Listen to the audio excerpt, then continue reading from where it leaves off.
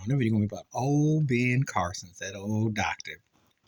And he, oh God, it's always like somebody that's like, I gotta be more self-hating than the next person.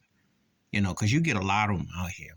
They look at their blackness like a bad sunburn or a tan. But this turkey is like, I gotta one up you. He come out talking about slavery was no big deal. If slavery wasn't no big deal, who has pushed the agenda about the hate? Who has pushed the separatism? Who's the one who pushed it? If it was no big deal. And it wasn't a big deal, they wouldn't be trying to come with all these movies. They wouldn't be trying to not tell history as the fact. See, even though he's a doctor, educated man, he's not too bright for self and the soul.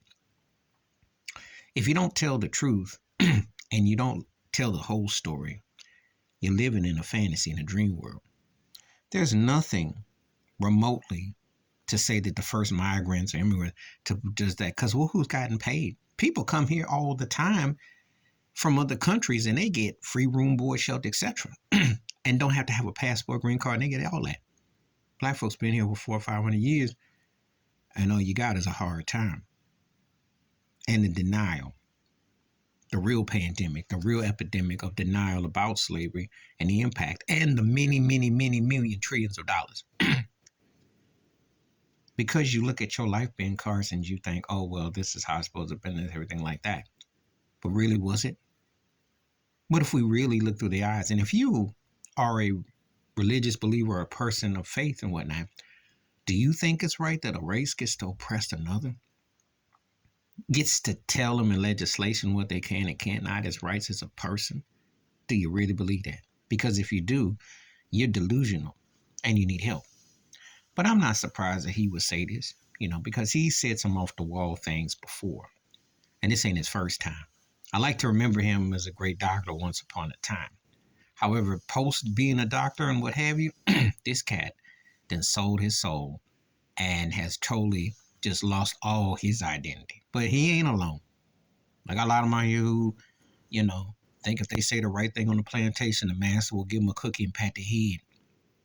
And he's just another one. It's just really embarrassing. And there comes a point in time where it's like you just self-hate yourself.